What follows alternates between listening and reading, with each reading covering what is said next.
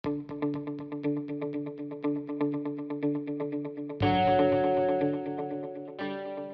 teman-teman, pada kali ini sekarang kita akan mengupas tuntas ini ya, kandang kok bisa cuman habis 700 juta.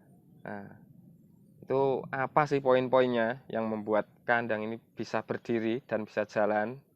Oke, sekarang akan kita review ya, ntar dari satu persatu. Tonton terus ya, jangan di skip agar nggak kelewatan.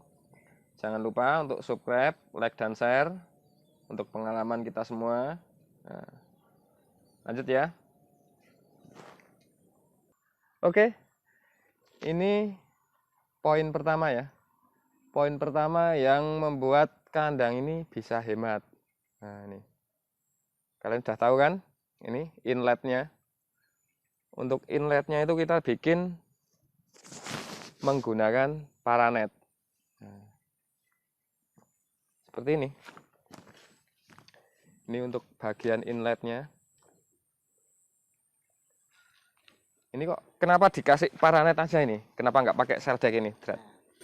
Jadi yang pertama gini mas, apa ya, ngomong kenapa bisa habis 700 juta. Jadi yang pertama, kenapa inlet kita tidak menggunakan seldek pabrikan yang kayak sarang tawon dan harganya juga kayak tawon, mahal banget nih mas.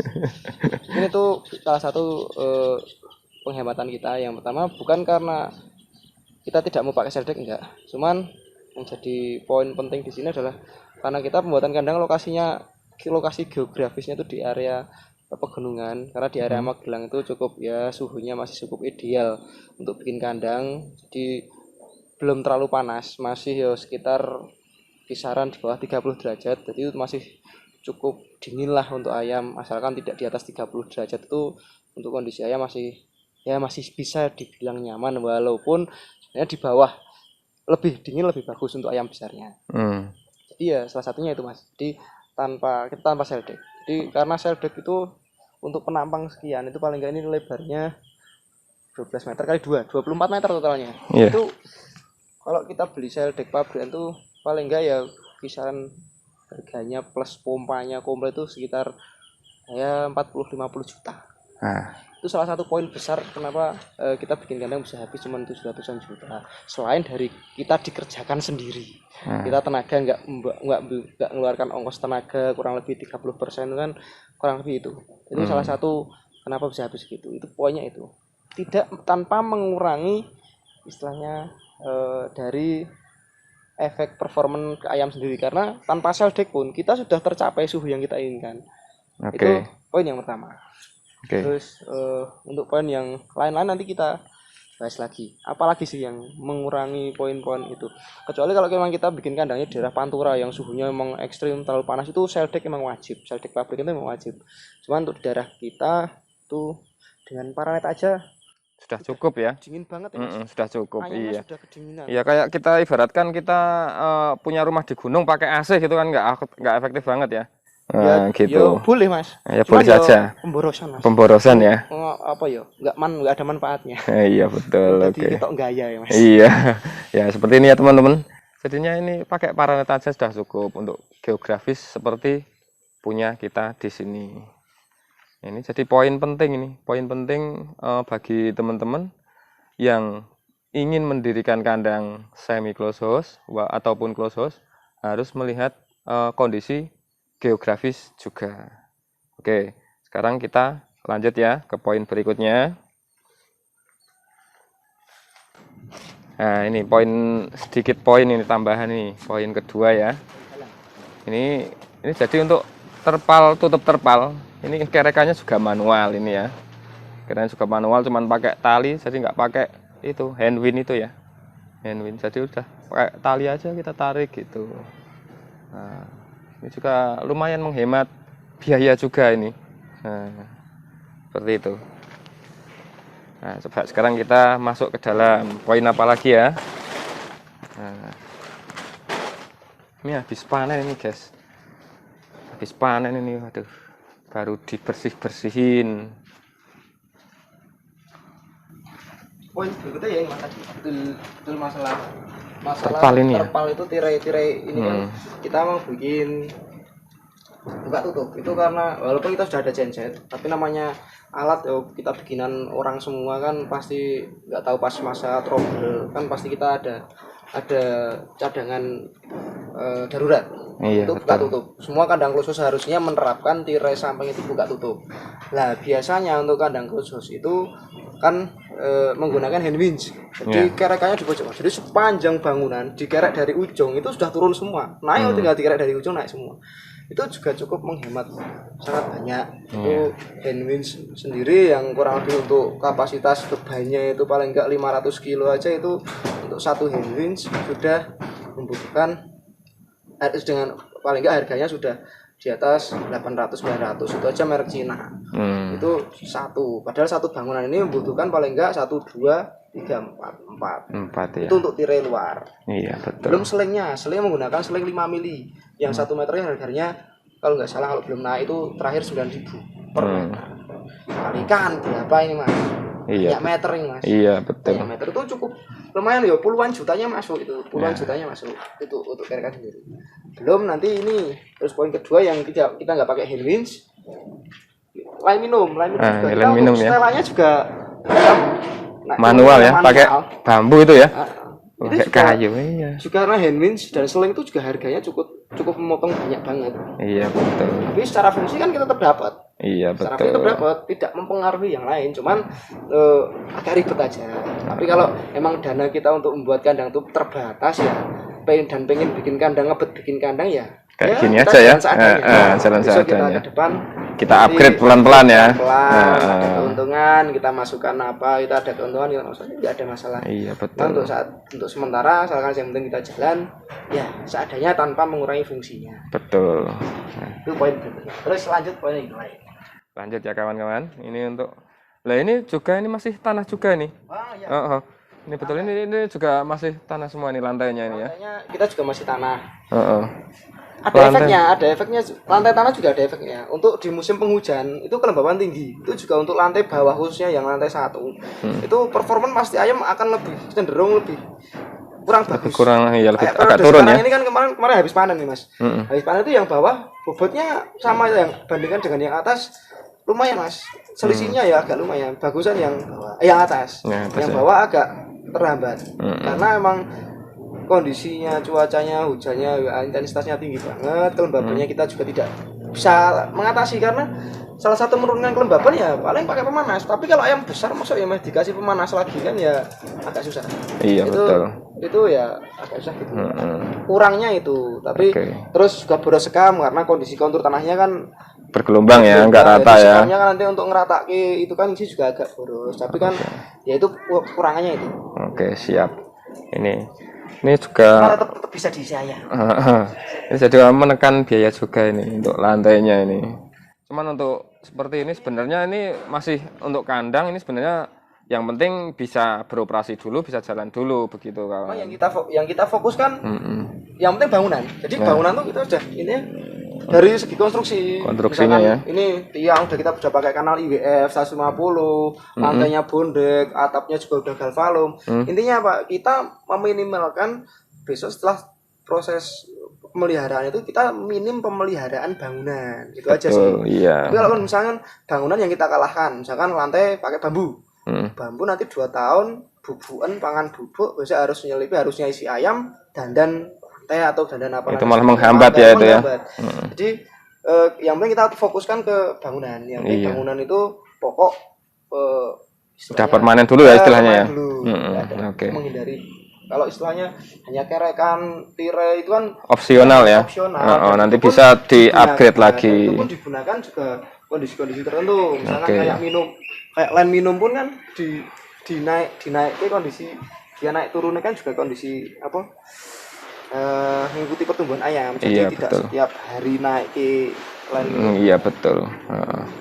Jadi itu sedikit tips bagi teman-teman semua juga. Jadi untuk kalian yang sudah ngebet pengen bikin ayam seperti kita ini ya udah. Jadi untuk langkah awal ya sederhana dulu. Yang penting untuk bangunan, konstruksi bangunan harus sebisa mungkin itu yang permanen. Jadi untuk jangka panjangnya kita udah enak gitu kan. nggak banyak perbaikan ini itu. Nah, nanti untuk equipment lainnya seperti yang tadi sudah disebutkan itu bisa di-upgrade lagi gitu. Nah, sekarang kita lanjut ke poin berikutnya. Oke. Oke. Ini untuk poin berikutnya ya, teman-teman. Nah, ini yang perlu ditekankan lagi di sini nih. Ini untuk apa ini? Blower ya? Blower. Ya. Jadi berikutnya item apa sih yang mengurangi kita bisa mangkas biaya segitu besarnya? Itu blower. Kita untuk bangunan lebar 12 meter, standar kan kita menggunakan blower atau exhaust fan kan jumlahnya 8 per lantai. Oke. Kalau kita pakai pabrikan, itu satu kan paling enggak harganya ya yang bikin paling murah aja lah 5.200.000 gitu lah per satu exhaust fan. Tinggal dikalikan berapa itu sudah yang misalkan 10 per 10 aja kan sudah 52 juta lebih. Iya betul. Tinggal yang 6 kali 5 kan 30-an juta. Hampir 80-an juta itu hanya buat exhaust fan. Nah, kita akhirnya bikin sendiri tanpa juga kita tidak mengurangi fungsi mengurangi fungsi dari kecepatan angin itu sendiri, karena kita membuat exhaust fan ini juga walaupun hanya dengan setengah PK, hisapan anginnya sudah keluar di atas 7 meter per detik atau 1400 CFM. Iya, ini kayak kemarin kita sudah jelaskan juga untuk di video sebelumnya ya. Nah, kita sudah jelaskan juga ini untuk blowernya ini kita buat sendiri. Ini juga pakai dinamo yang setengah PK semua. Mana ini ada labelnya enggak, Dred? Labelnya di sini. Di posisi. Oh, ini ya. Nah, ini untuk labelnya juga ini. Tuh. Ya. Untuk labelnya juga ini setengah HP semua. Taiwan. Nah, ini kita pakainya semua kita buat sendiri ini kayak gini. Ini insya Allah untuk daya hisapnya juga udah lumayan ya. Kita juga bisa mangkasnya di exhaust fan tuh kurang lebih ya sekitar 50 juta lebih dari exhaust sendiri. Betul. Nah, sedangkan untuk fungsinya sendiri itu juga udah lumayan. Kita juga enggak, istilahnya bukan membandingkan dengan buatan pabrik atau yang sekelas itu ya pabrikan ya. Kita enggak anu juga enggak merendahkan atau gimana, enggak bermaksud kayak gitu. Kalau secara kualitas memang pabrikan lebih bagus, Pak. Iya, jelas karena ya sudah pabrikan jelas semua sudah lebih presisi pengerjaannya dan sebagainya, hisapannya juga lebih kencang, tapi kan daya yang mereka pakai kan juga tinggi karena 1,5 HP. Tapi kalau kita kan karena memang kita ya tadi itu judulnya aja penghematan, ya kita gimana caranya harus kreatif, inovatif, kita bisa mangkas apa sih di biaya pembuatan kandang tanpa mengurangi dari fungsi yang harus dicapai di sistem kandang. Jadi performan kandang tetap terjaga ya jadinya ya. Ya alhamdulillah 3 periode ini performan IP periode pertama kita di 435, periode kedua IP 444. Di periode 3 ini agak turun karena cuaca ekstrim membuat, tetapi tetap di angka 425. Iya, emang kita kendalanya sekarang untuk cuaca ekstrim kayak ini musim penghujan, kendalanya di kelembapan ya kita ya, belum bisa mengatasi ya kita ya. Karena kondisi tanah masih lantai, Mas. Oh iya dan betul. Tambah lagi ini area persawahan, jadi memang kelembapannya tinggi ya. Tinggi banget. Terus kita juga untuk instalasi climate control kita juga nggak pakai juga gitu. Jadi kita masih cuman pakai manual. Kita mengandalkan tenaga manusia semua. Jadi untuk climate control kita nggak pakai. Jadi kita pakai cuman yang kita pakai cuman timer aja ya kita ya pakainya ya. Pakai timer aja ya.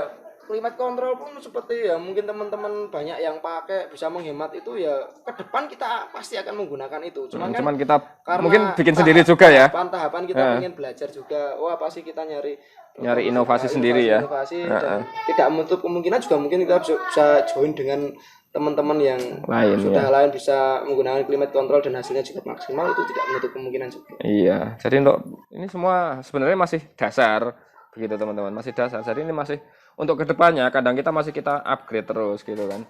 Nah, untuk kedepannya itu mungkin climate control kita tetap juga kita pakai, cuman nanti kita harus berinovasi sendiri juga bagaimana biar tidak membebani biaya operasional kandang gitu.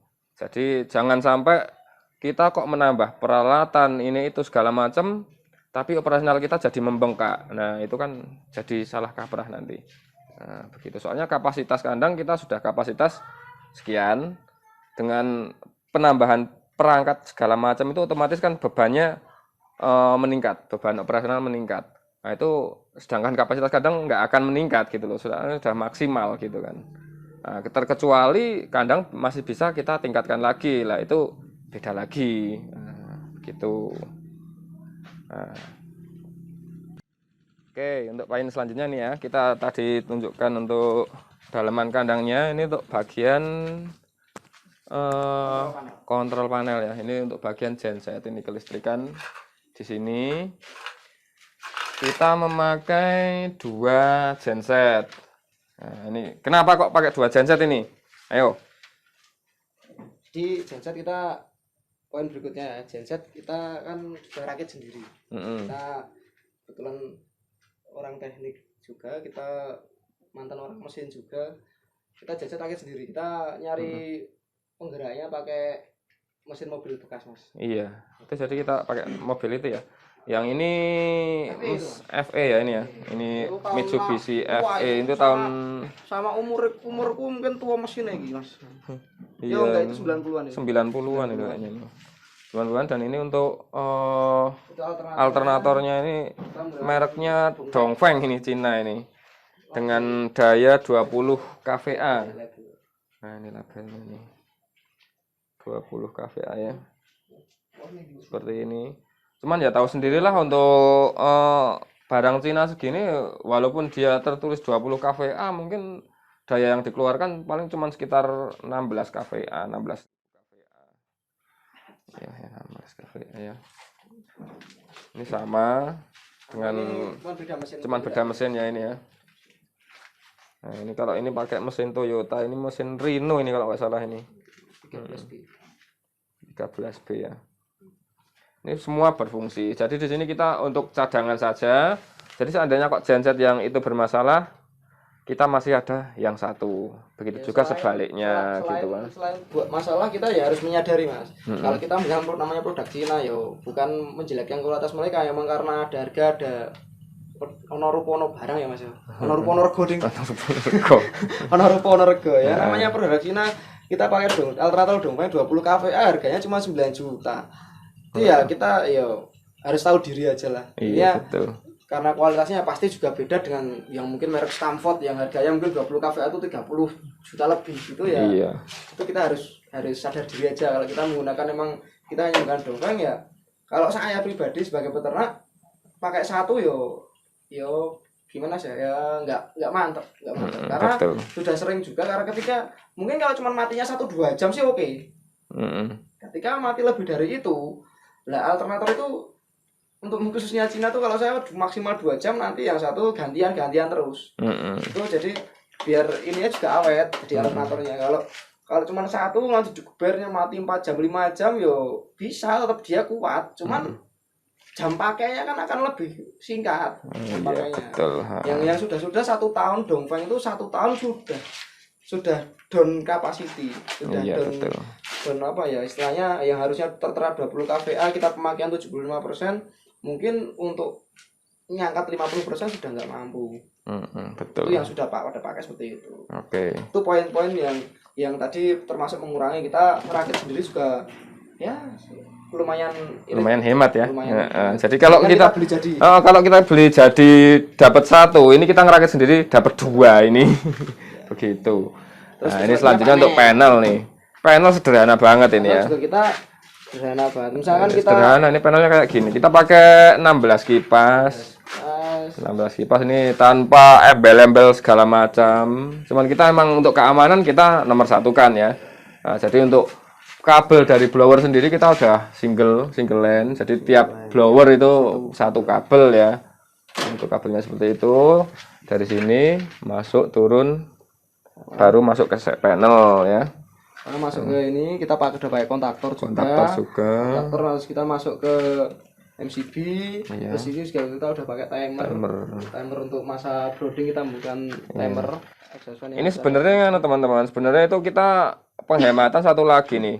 Penghematan di area kabel ya. Untuk kabel ini panjang ini kan harusnya 84 meter ini ya panjang kabel. Itu jangan blower itu ada di pojok sana. Atau kita tuh putus di ini di seperempatnya ya, sepertiga ya. Sepertiganya. Nah, Ya sepertiga. kurang lebih kita hematnya tuh kabelnya tuh kurang lebih 60 meter dikalikan 16 kipas. Nah, itu udah agak lumayan itu. Dikalikan 350-an ribu per rollnya itu 50 meter ya lumayan kabel itu. Jadi ini sebenarnya di sini ada alat itu semacam apa ya namanya itu, kemarin kita pakai sound off, cuman ini sekarang trouble ini baru dicopot ini kemarin gara-gara gensetnya ya itu yang namanya merek Cina itu ya, kadang-kadang bermasalah ya, nggak stabil jadi ngerusak sound off-nya itu. Tapi ini sementara kita operasikan seperti ini dulu gitu kan. Nah, jadi untuk keamanan kita nomor satu kan. Jadi untuk MCB juga kita pakainya yang kecil-kecil aja ini. Jadi untuk satu blower itu kita pakai satu MCB dengan menggunakan MCB 6 ampere. 6 ampere. Jadi kan tidak melebihi dari daya maksimal dinamo. Jadi kok sampai kebakar, jadi biar jadi dinamonya itu nggak sampai rusak, belum sampai kebakar, ini sudah turun dulu. Nah, itu yang membantu ini nanti diteruskan sama kontaktor. Ya, ini semacam ini aja. Jadi sederhana. Kita nggak pakai alat yang mahal-mahal atau apa. Untuk climate control sendiri juga kita nggak pakai, ya kan. Nah, ini kan banyak banget ini item yang bisa menghemat. Nah, itu banyak item yang bisa menghemat, tapi dengan catatan jangan sampai mengurangi dari fungsi dan performa kandang itu sendiri. Oke, segitu aja ya teman-teman. Nah, kalau untuk konstruksi bangunan sendiri sih saya rasa sama aja ya, sama yang lain ya.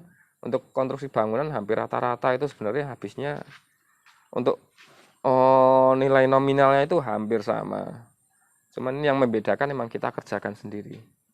Jadi untuk ngelas, untuk ini apa pasang-pasang ini semua kita kerjakan sendiri. Begitu. Untuk pemanas kita juga masih menggunakan pemanas oli ya. Kita memakai panas oli. Jadi kita banyak lah kita item yang emang kita tekan. Itu tadi karena kita emang penghematan dulu gitu kan. Jadi emang kita nggak punya modal, istilahnya modal mepet, modal cupet, nah, nggak saya mumet, nah, oke, harus kreatif kita. Jadi kita kalau pengen usaha dengan modal cupet harus kreatif. Harus kreatif dan juga harus punya ide inovatif gitu kan. Kita harus bagaimana caranya menekan biaya operasional, untuk biaya pengeluaran produksi awal itu harus kita tekan. Sedulur-sedulur aja. Iya betul. Kan sedulur-sedulur peternak aja. Nah, betul. Sedulur-sedulur peternak nanti pada ngasih masukan ide-ide ya itu cukup membantu. Nah, betul. Ini PLN sendiri kita juga pakai yang 13.900 satu fase. Ya. 13.900 satu pas. Udah lumayan lah, ini udah mampu. Mungkin dengan penambahan perangkat seperti yang macam-macam itu mungkin masih kita pikir lagi ya. Jadi kita harus meningkatkan daya listrik lagi. Belum untuk beli perangkatnya itu masih kita pikir ulang. Tapi untuk sementara ini kita masih seperti ini aja. Yang penting kita bisa jalan, performa kandang bagus. Itu udah cukup. Untuk inovatif berikutnya ikuti saja ya channel ini biar nggak ketinggalan informasi. Kita semua pasti kupas tuntas segala inovatif kita, ide kita agar bisa menjadi ide juga bagi teman-teman semua. Oke, begitu saja. Jangan lupa ikuti channel kita, subscribe, like, dan share. Terima kasih.